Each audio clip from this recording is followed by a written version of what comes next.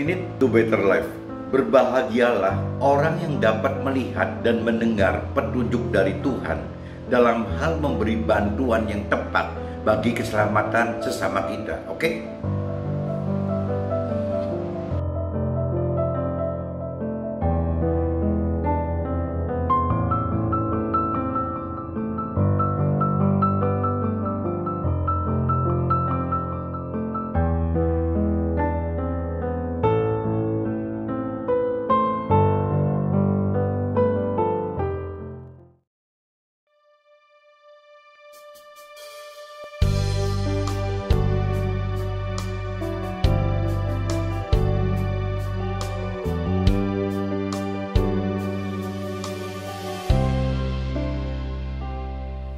Cinta kasih terbesar itu yang kau nyatakan.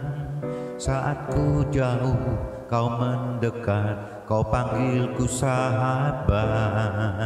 Anugerah yang terbesar itu yang kau berikan. Saat ku jatuh kau mengangkat, kau pandangku berharga.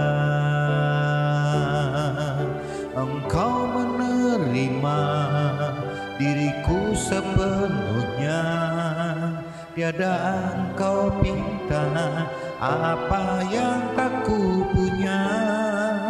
Perkara terindah bagiku ya Bapa, engkau mengasihiku sebagaimana ku ada.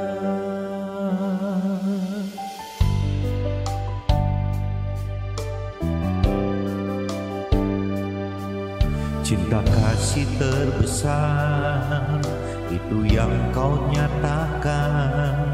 Saat ku jauh kau mendekat, kau panggilku sahabat.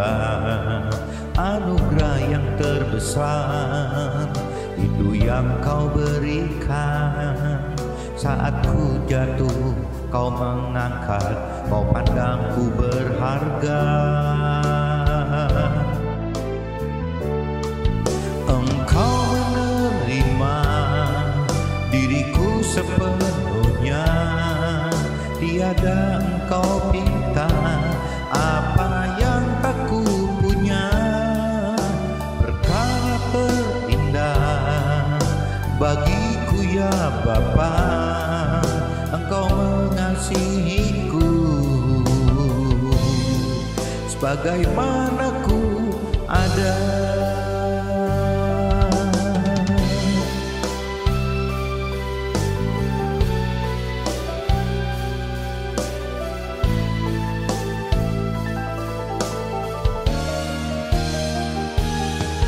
Engkau menerima diriku sepenuhnya, tiada engkau minta apa yang tak ku punya. Perkara terindah bagiku ya Bapa, engkau mengasihiku sebagaimana ku ada. Engkau mengasihiku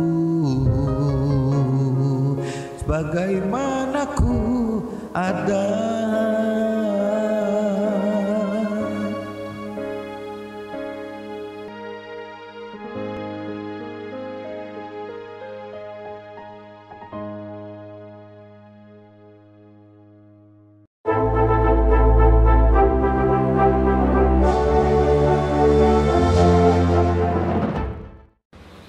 Jumpa kembali di MDT Journey Inspiration of Life. Pagi ini saya coba mau sharingkan teman-teman dengan tema bantuan yang tepat akan membuat taman kehidupan bagi yang dibantu gitu.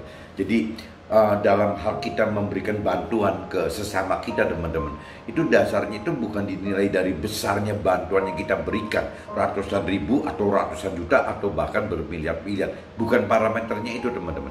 Jadi parameternya itu adalah bagaimana kita terdorong, tergerak oleh Tuhan gitu, bantuan apa yang kita harus berikan kepada mereka, sehingga dari bantuan kecil meskipun anggaplah ratusan ribu gitu, ratusan ribu rupiah, itu bisa menjadi satu seperti orang dunia katakan memberi kail gitu, bukan memberi ikan gitu. Jadi memberikan bantuan meskipun senilai tidak terlalu besar gitu, hanya ratusan ribu rupiah, tapi ini akan berkembang teman-teman menjadi seperti satu taburan bagi si sesama kita itu gitu, untuk bisa menghasilkan seperti taman kehidupan bagi si sesama kita ini teman-teman, bagi keluarganya, bagi komunitinya gitu.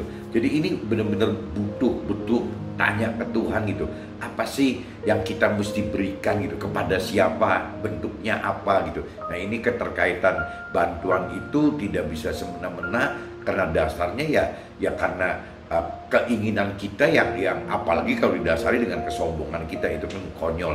Jadi sekali lagi pagi ini saya mau baca sharingkan teman-teman dengan judul bantuan yang tepat akan membuat taman kehidupan bagi yang dibantunya gitu, bagi sesama ini yang dibantunya. Nah ini saya dapat impresi ini dari kitab Matius pasal 13 ayatnya 31 sama 32. Coba teman-teman baca ya. Ini kalau di perikopnya jumlah ayatnya itu dari 31 sampai 35 teman-teman. Untuk perikop yang judulnya perumpamaan tentang biji sawi dan ragi gitu. Itu Tuhan umpamakan seperti itu. Nah di sini saya bacakan, Yesus membentangkan suatu perumpamaan lain kepada mereka. Katanya, hal kerajaan sorga itu seumpama biji sesawi yang diambil dan ditaburin orang di ladangnya. Biji sawi itu katanya sih biji yang terkecil teman-teman. Di dunia itu biji sawi itu adalah biji yang terkecil teman-teman, di antara tumbuhan gitu, di antara sayuran gitu. Bahkan sesawi itu kategorinya masuk ke sayur teman-teman. Seperti mungkin tanaman tomat gitu ya, jagung gitu, itu seolah masih sayur-sayuran gitu. Jadi tanaman perdu yang tidak tinggi. Tapi untuk sesawi meskipun bijinya kecil teman-teman, tapi pohonnya itu bisa cukup besar teman-teman, sehingga bisa banyak sekali burung-burung bisa bernaung di bawah rindangnya pepohonan sesawi ini teman-teman. Jadi Yesus membentangkan suatu perumpamaan lain lagi kepada mereka. Katanya, hal kerajaan surga itu seumpama biji sawi yang diambil dan ditaburin orang di ladangnya. Memang biji itu yang paling kecil dari segala jenis benih, tetapi apabila sudah tumbuh, sesawi itu lebih besar daripada sayuran yang lain gitu. Jadi sesawi ini termasuk kategori sayuran teman-teman, bahkan menjadi pohon gitu. Jadi sayuran ini bahkan menjadi pohon teman-teman. Sehingga burung-burung di udara datang bersarang pada cabang-cabangnya. Jadi firman yang di kitab Matius pasal 13 ayat 31-32 ini mengumpamakan bahwa ya kita tidak bisa istilahnya menaburkan untuk sesama kita itu harus dalam yang besar teman. Jadi sebiji sesawi pun ya bisa menghasilkan apabila tepat gitu teman cara menaburkannya. Jadi tadi saya katakan taburan itu, sumbangan atau dana itu bukan cuma cukup sekedar harus ratusan juta atau miliaran atau puluhan miliar, bahkan ratusan miliar, tapi ratusan ribu pun akan berarti apabila kita menaburnya di tanah yang tepat. Ini intinya itu teman-teman.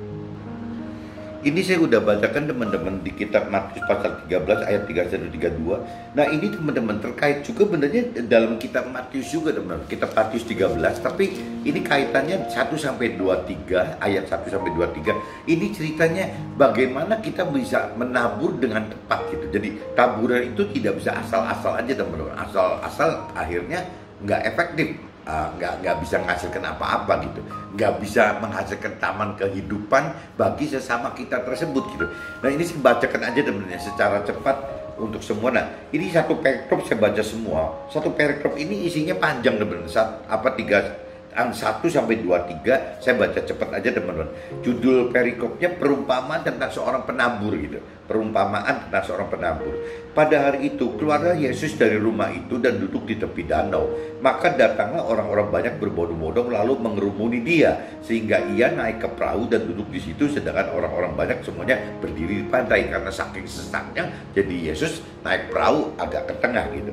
Dan ia mengucapkan banyak hal dalam perumpamaan kepada mereka. Katanya, adalah seorang penabur keluar untuk menabur gitu. Ini jadi cerita orang nanam, teman-teman. Yesus umpamakan orang nanam gitu. Dan ia mengucapkan banyak hal dalam perumpamaan kepada mereka. Katanya, adalah seorang penabur keluar untuk menabur. Pada waktu ia menabur, sebagian benih itu jatuh di pinggir jalan gitu. Lalu datanglah burung dan memakannya sampai habis. Jadi kalau taburannya asal-asal jatuhnya di jalan, dimakan burung, teman-teman. Jadi akhirnya tidak tumbuh. Si taburan itu tidak tumbuh, benih itu tidak tumbuh gitu. Sebagian jatuh di tanah yang berbatu-batu, yang tidak banyak tanahnya. Lalu benih itu pun segera tumbuh karena tanahnya tipis gitu. Tetapi sesudah matahari terbit, layulah ia dan menjadi kering karena tidak berakar. Nah, ada benih juga yang bukan di jalan tapi di batu gitu. Di batu itu ada tanahnya dikit tapi yang cepat tumbuhnya, teman-teman, tapi akhirnya berhenti gitu karena tanahnya cuma segitu, akhirnya nggak bisa menumbuhkan lagi gitu karena tidak bisa berakar banyak gitu. Sebagian lagi jatuh di tengah semak duri, lalu makin besarlah semak itu dan menghipitnya sampai mati. Nah, ini kalau umpamakan ada juga benih yang jatuh di semak duri, di rumput-rumput gitu. Kita pengen nanam biji sesawi tapi jatuhnya di rumput-rumput, akhirnya biji sawinya mati, teman-teman, dimakan sama rumput gitu. Dan sebagian jatuh di tanah yang baik lalu berbuah. Nah, ini ada yang jatuh di tanah yang baik berbuah, ada yang 100 kali lipat, ada yang 60 kali lipat, dan ada yang 30 kali lipat. Jadi kalau taburan kita tepat, teman-teman, firman katakan kita bisa menghasilkan 30 kali lipat, 60 kali lipat, bahkan 100 kali lipat, bahkan lebih dari itu, teman-teman. Siapa bertelinga, hendaklah ia mendengar. Maka datanglah murid-muridnya dan bertanya kepadanya, mengapa engkau berkata-kata kepada mereka dalam perumpamaan? Jadi si muridnya nanyain, kenapa Yesus kalau cerita sama orang umum kok pakai perumpamaan gitu? Jawab Yesus, kepadamu diberi karunia untuk mengetahui rahasia kerajaan sorga, dan kepada mereka tidak gitu. Jadi Yesus bilang kepada murid-muridnya, orang yang mengenal-mengerti akan firman Tuhan, bahwa kita diberikan rahasia surga, teman-teman. Tapi bagi yang tidak mengenal, tidak mengerti firman Tuhan, itu tidak dibukakan rahasia kerajaan sorganya, teman-teman. Jadi kita mesti bersyukur ya apabila kita mengenal-mengerti akan firman Tuhan. Berarti Tuhan bisa bukakan kita untuk cerita kerajaan sorga di sana gitu. Nah, Yesus maksud seperti itu. Karena siapa yang mempunyai kepadanya akan diberi, sehingga ia berkelimpahan. Tapi siapa yang tidak mempunyai, apapun juga yang ada padanya akan diambil daripadanya. Itulah sebabnya aku berkata dalam perumpamaan kepada mereka, karena sekalipun melihat, mereka tidak bisa melihat gitu. Dan sekalipun mereka mendengar, mereka tidak bisa mendengar dan tidak mengerti gitu. Maka pada mereka genaplah nubuat Yesaya yang berbunyi, kamu akan mendengar dan mendengar, namun tidak mengerti gitu. Jadi bisa aja ada orang yang mendengar firman, mendengar gitu, tapi tidak mengerti, teman-teman. Ini firman udah katakan gitu.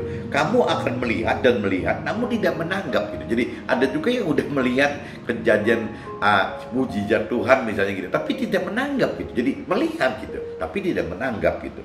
Nah, ini yang kita hati-hati, jangan sampai kita mendengar tapi tidak mendengar, jangan sampai kita melihat tapi tidak menanggap gitu. Kita mendengar tapi tidak mengerti, tapi kita melihat tapi tidak menanggap gitu. Ini firman kan ingatkan itu, teman-teman. Jangan kita sampai mendengar tapi tidak mengerti, ya melihat tapi tidak menanggap gitu.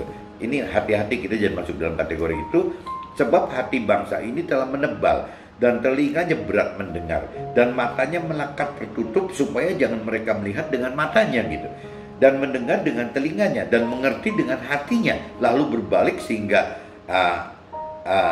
aku menyembuhkan mereka. Tetapi berbahagialah matamu karena melihat dan telingamu karena mendengar. Sebab aku berkata kepadamu, sesungguhnya banyak nabi dan orang-orang benar ingin melihat apa yang kamu lihat, tetapi tidak melihatnya gitu. Dan ingin mendengar apa yang kamu dengar, tetapi tidak mendengarnya. Meskipun nabi loh, di sini dikatakan firman begitu. Meskipun levelnya sudah level orang nabi atau orang-orang yang benar gitu. Orang yang benar berarti orang yang mengenal, mengerti akan firman Tuhan, teman, dan melakukan firman Tuhan. Jadi tidak semua, teman. Jadi kita ini harus berbahagia dan bersyukur apabila kita mengerti akan firman Tuhan gitu. Nah ini menanggap, kita mau menangkap akan firman Tuhan. Ini kita harus bersyukur dan terima kasih teman-teman, dan berbahagia tentunya gitu.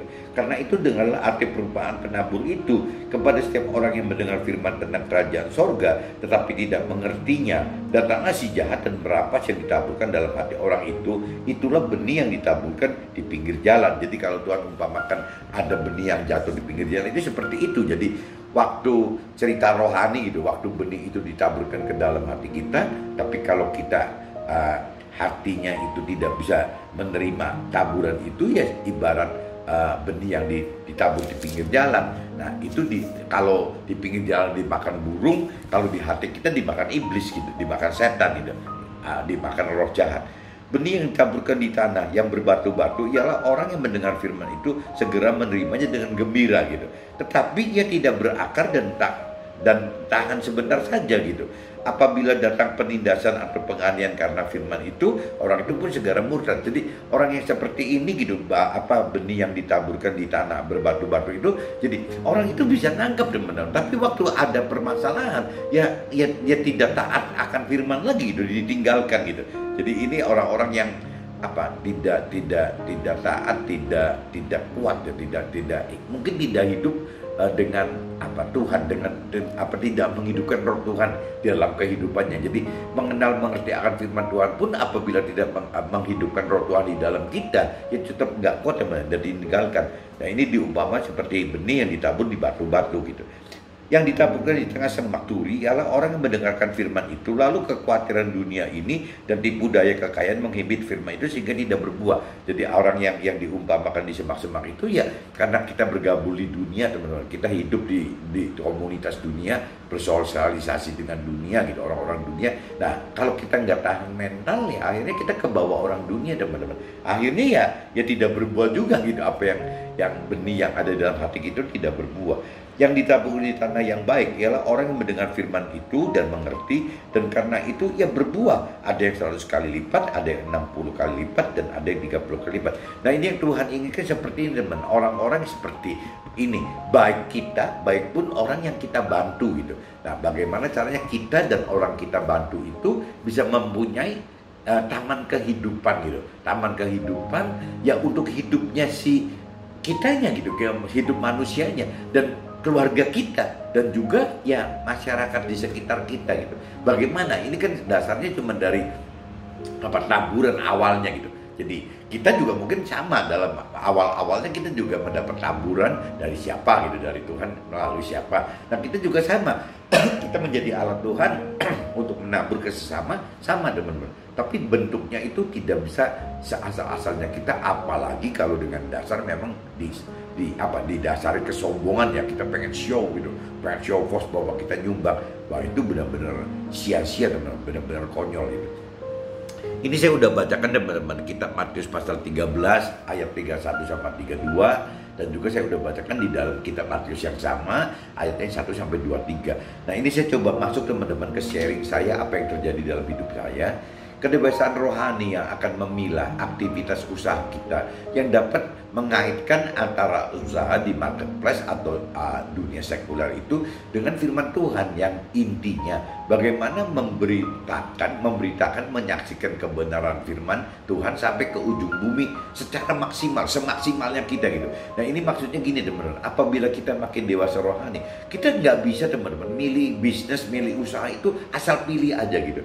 Jadi harus memilih usaha apa gitu yang akan menjadi benih ya untuk bisa membangun taman kehidupan kita, keluarga kita, dan sesama kita gitu. Ini yang mana gitu, nggak bisa asal-asal teman-teman. Kalau yang tidak bisa maksimal, nanti takutnya jadi yang tadi teman-teman. Ada cerita yang benihnya jatuh di jalan, ada yang benihnya jatuh di batu, ada benihnya yang jatuh di semak belukar gitu. Yang Tuhan mau itu, yang kita tanamkan itu adalah benih yang ditanam di tanah yang baik gitu. Jadi kalau kita bentuk benih ini adalah permulaan usaha, begitu kita dewasa rohani, kita akan mikir lebih panjang teman-teman. Tidak bisa mikir waktu kita anak-anak rohani atau bayi rohani yang tidak sama sekali dipertimbangkan. Ya asal ada peluang sikat aja gitu. Nah itu biasanya nanti yang tidak halal pun dihalalkan gitu. Nah itu adalah awal mula kita mengalami kehancuran sebenarnya gitu. Jadi kita mesti hati-hati sekali, ya kita alangkah baiknya sebelum usaha kita besar, ya kita secepatnya mengenal mengerti akan firman Tuhan dulu teman-teman. Sehingga waktu kita kembangin usaha ini benar-benar udah lebih mengenal gitu, apa sih investasi yang kita lakukan, taburan apa sih gitu di dalam hal usaha kita yang paling baik gitu. Nah ini kita butuh. Untuk saya kadang-kadang udah terlalu telat teman-teman. Saya umur 40 lebih gitu baru bisa terima mengerti, 47 itu baru mengenal mengerti akan firman Tuhan. Itu aja sedikit sekali teman-teman. Jadi ini perjalanan waktu 13 tahun ini kayaknya coba kalau dulu saya kenalnya Tuhan dari umur 37 atau 27 atau 17 tahun, mungkin saya udah lebih bisa maksimal teman dibanding sekarang gitu. Tapi ya sudahlah, kan tidak ada yang terlambat gitu. Ada firman katakan juga kalau di dalam hal rohani, dalam firman Tuhan itu yang terakhir bisa yang jadi yang terdahulu bisa jadi yang terakhir gitu. Ya kita berjuang lah. Tuhan kan tahu gitu niat hati kita gitu. Dan rasanya kita percaya apapun yang kita alami teman-teman, ya semua juga akan berguna untuk menjadi alat kesaksian Tuhan dalam kehidupan sesama kita yang lain gitu. Jadi intinya gitu teman-teman. Jadi kita waktu memilah-milah, membantu atau investasi usaha atau membantu sesama kita itu dasarnya gitu teman-teman. Tidak bisa asal-asal aja. Jadi kita bagaimana mesti mengacu satu titik, kita akan memberitakan atau menyaksikan kebenaran firman Tuhan kemana juga gitu. Ya kalau kita memang bisa, kalau firman katakan sampai ke ujung dunia, ujung bumi itu kan relatif gitu. Yang jelas ya semaksimal kita lah. Tuhan kasih peluang kita mau sampai seberapa luas gitu, seberapa besar gitu. Orang dunia mengatakan beri kail jangan ikannya kepada yang akan kita bantu. Orang dunia kan selalu katakan itu, jangan ngasih ikan terus dong, nanti kapan dewasanya, kapan dia bisa mandiri. Bener aja teman-teman. Jadi istilahnya beri kail jangan ikannya kepada yang akan kita bantu. Ini adalah bentuk benih taburan secara rohani. Tetapi firman ajarkan kita untuk benih ditaburkan di tanah yang baik gitu. Bukan cuma kail aja. Jadi kalau ibaratnya orang dunia katakan kail itu, ya tidak bisa cuma memberikan kail begitu saja gitu. Kita mesti mikir bahwa siapa yang kita mau beri kailnya, di mana memberi kail yang paling tepat gitu. Nah itu tergantung dari situasi kondisinya teman-teman. Jadi di sini katakan firman ajarkan kita untuk benih ditaburkan di tanah yang baik, ialah orang yang mendengar firman itu dan mengerti akan maksud dari benih taburan yang diterimanya gitu, sehingga taburan akan menghasilkan buah bagi dirinya dan keluarga serta sesamanya gitu. Jadi kalau yang kita bantu, kita taburkan ke orang yang memang tepat gitu teman-teman, tepat yang tergerak hatinya, yang ini akan menjadi taburan kita melalui orang tersebut akan menjadi taman kehidupan minimal bagi yang menerima bantuan, keluarganya maupun sesama yang di sekitar orang yang menerima bantuan itu gitu. Jadi kita mesti hati-hati sekali teman-teman, jangan sampai kita terjebak, kita memberikan kail, ya kita kasihkan kail, tapi akhirnya nggak ada hasilnya. Kita mesti kasihkan kail, kita mesti kasihkan benih, yang kita juga minta tanya ke Tuhan yang mana orangnya, apa bentuknya gitu, sehingga benar-benar bisa menghasilkan benar-benar. Ini yang disebut taburan di tanah yang baik ini seperti ini. Jadi waktu kita tabur itu memang jadi akhirnya menghasilkan buah gitu. Firman katakan, berbahagialah orang yang dibukakan mata dan telinganya oleh Tuhan sehingga dapat melihat dan dapat mendengar siapa-siapa yang harus dibantu. Nah ini kalau orang dunia kan prinsip ini nggak ada teman. Berbahagialah, kita mau membantu orang, berbahagialah. Kalau orang dunia katakan mau membantu, yang berarti kehilangan uang gitu. Kecuali kalau memang ada imbal baliknya. Orang dunia kan seperti itu, mengharapkan imbal baliknya apa nih gitu. Atau ya untuk show force gitu, untuk gengsi-gengsian, untuk harga diri gitu. Orang bantu. Tapi dalam firman katakan begitu, berbahagialah orang yang dibukakan mata dan telinganya oleh Tuhan sehingga dapat melihat dan dapat mendengar siapa orang yang harus dibantu gitu. Itu harus berbahagia teman-teman. Kan tidak semua orang dibukakan matanya dan didengarkan telinganya gitu. Nah ini kita kalau udah makin mengenal-mengerti firman Tuhan, ya mungkin bagi dunia dianggap nggak waras gitu. Orang ngebantu kok harus berbahagia. Tapi memang kuncinya itu teman-teman. Berbahagia orang bisa membantu, karena untuk teori firman, memberi itu akan diberi gitu. Jadi waktu kita memberi ke sesama, Tuhan akan memberi ke kita. Ya waktu kita beri, gampangnya gitu, waktu kita beri satu gitu, firman katakan Bisa aja Tuhan kasih kita 30, 60 atau 100 kali lipat gitu.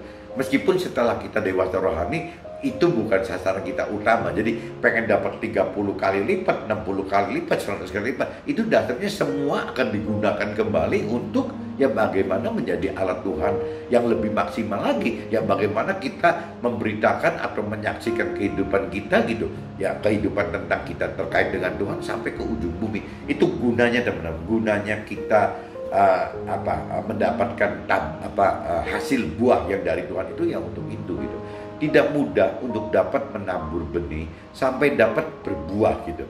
Tidak mudah untuk dapat menabur benih, jadi kita sendiri atau kita bantu orang lain gitu sampai berbuah itu nggak gampang teman-teman. Tidak mudah untuk dapat memberikan kail sampai dapatkan ikannya, karena menemukan orang yang hendak kita bantu dalam waktu dan dalam situasi serta dalam kondisi gitu, dan juga jenis bantuannya yang tepat gitu untuk dapat hasil maksimal, itu tidak mudah teman-teman. Jadi makanya kembali lagi, berbahagialah orang yang memang Tuhan tunjukkan bahwa ini loh yang bisa dibantu, ya bentuknya ini loh, besarnya segini aja loh gitu. Nah ini benar-benar itu. Jadi Tuhan tidak melihat bantuan itu bentuknya ratusan ribu atau ratusan juta atau ratusan miliar gitu. Tuhan tidak lihat itu. Yang Tuhan lihat itu adalah hati kita gitu. Kita niat membantu, taat seperti yang Tuhan suruh, enggak gitu. Intinya gitu teman-teman. Jadi kalau kita membantu orang itu adalah bukan hal yang mudah. Jadi kalau kita sampai bisa membantu sampai berbuah, yaitu satu kebahagiaan teman-teman, satu rasa syukur kita bahwa kita bisa bantu itu sampai bisa berbuah, karena tidak mudah teman-teman. Nah ini dicantum lagi, berbahagialah orang yang dapat menabur benih kepada yang tepat untuk dibantu, dan dalam hal mendapatkan peluang menabur pun kita butuh bantuan Tuhan untuk dapat petunjuk yang akan kita bantu, dan berapa nilai bantuan serta bentuk bantuan apa yang Tuhan kehendaki kita bantu ke orang yang akan kita bantu gitu. Jadi membantu pun rasanya tidak bisa seenak kita loh teman-teman. Jadi membantu itu ya mesti tanya Tuhan juga gitu. Ya ini gimana sih Tuhan gitu? Ini mau dibantu nggak? Kalau mau dibantu tepat nggak orangnya? Kalau iya tepat, mau berapa Tuhan yang dibantu? Kita harus tanya semua gitu. Bentuknya apa Tuhan? Ya ini. Jadi semua kita mesti tanyakan ke Tuhan gitu. Lepas itu jumlahnya kecil, sedang atau besar gitu. Jadi kembali lagi ya, untuk membantu itu kalau memang kita tergerak untuk membantu, kita ditemukan berita gitu, berarti mendengar ada orang yang mau dibantu, ya berbahagia gitu. Apabila kita melihat gitu di depan mata kita sendiri bahwa ada orang yang bisa dibantu, ya harus berbahagia gitu. Karena tidak mudah, kembali lagi gitu, mencari orang yang bisa dibantu sampai berbuah itu nggak mudah teman-teman. Nah ini kan kembali lagi, kalau sampai orang yang kita bantu berbuah, ya logikanya kan kita juga jadi memang berbahagia teman-teman. Kalau bicara secara rohani, jangan-jangan Tuhan kasih pahala buat kita gitu. Kalau memang berbuah kok, hasil yang kita bantu berbuah gitu. Nah ini yang kita mesti berjuang ya. Kembali lagi, kuncinya harus dekat dengan Tuhan, harus kita hidupkan roh Tuhan bersama kita, sehingga kita benar-benar bisa menabur dengan tepat gitu, tepat sasaran gitu. Benih taburan yang nilainya ratusan ribu rupiah, yang dari hati dan dari jawaban Tuhan gitu, akan dapat berbuah bagi tubuh, jiwa, serta roh yang dibantu teman-teman. Jadi bukan cuma sekedar bagaimana bantuan kita ini berbuah untuk kepentingan tubuh, tapi bisa juga berbuah untuk kepentingan jiwa dia gitu, jiwa yang kita bantu. Bisa juga terus lanjut lagi ya ke arah Tuhan itu. Bagaimana berdampak terhadap berbuah terhadap rohnya mereka gitu. Nah ini kan nyambung. Tapi kalau misalnya bisa satu orang yang kita bantu, nah keluarganya udah berapa? Ya nanti kalau mereka bisa bantu sesama lagi, keluarga besarnya atau tetangga-tetangganya, ini kan makin besar lagi teman-teman gitu. Jadi memang ya kembali lagi, kita mesti tidak bisa tentukan bahwa kalau nilainya ratusan ribu berarti tabungnya tidak maksimal. Kalau misalnya nilainya ratusan juta bisa maksimal, bukan begitu teman-teman. Jadi ukuran Tuhan itu bukan itu. Ya ukuran Tuhan itu ya kita mesti tanya Tuhan, siapa sih yang tepat kita bantu, nilainya berapa gitu. Nah nanti dampaknya itu bisa berbuah, baik yang terkait dengan tubuh, berbuah yang terkait dengan jiwa, berbuah juga yang terkait dengan roh itu. Yang dibantu itu loh akan begitu. Nah, kita nggak bisa istilahnya daripada bantuan yang ratusan juta rupiah hanya untuk adu gengsi saja. Jadi kalau kita perbandingkan sumbangan atau bantuan atau taburan kita yang ratusan ribu, jangan-jangan akan lebih berguna gitu, akan lebih berarti, akan lebih efektif dibanding yang ratusan juta atau miliar atau puluhan miliar atau ratusan miliar gitu, hanya untuk karena politik, karena untuk gengsi gitu. Nah itu kan jadi kacau teman-teman. Ya, ini yang Tuhan harapkan kan bukan taburan benih yang semacam ini gitu. Nah ini mudah-mudahan teman-teman, jadi saya ingatkan pagi ini bahwa ya kalau sampai kita tergerak dalam hati kita membantu orang gitu, tergerak karena kita melihat ada yang perlu dibantu, kita mendengar ada yang perlu dibantu, ya itu kita harus kembali lagi secara firman, secara rohani kita harus berbahagia teman. Karena tidak semua orang dibukakan seperti itu. Apalagi apabila kita melibatkan Tuhan dari awal gitu. Bener nggak Tuhan orang ini yang dibantu? Yang berapa besar yang kita harus bantu? Bentuknya apa Tuhan untuk membantu dia?